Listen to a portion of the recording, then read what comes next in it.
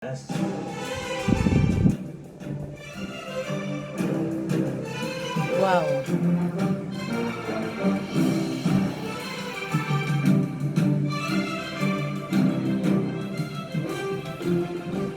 Kung pupunta din kayo dito sa may Atok Benguet, magbaon kayo ng makakapal na jacket.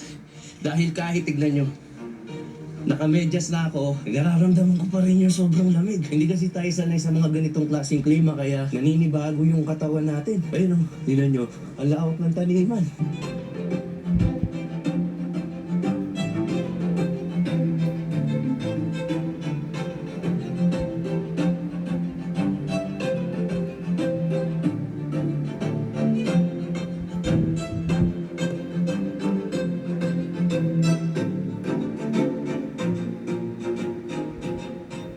Welcome to Mount Olis Viewpoint. Sir, magkano po yung entrance dito sa may Mount Olive? So, pag day tour, 100 pesos per head tayo. 6 to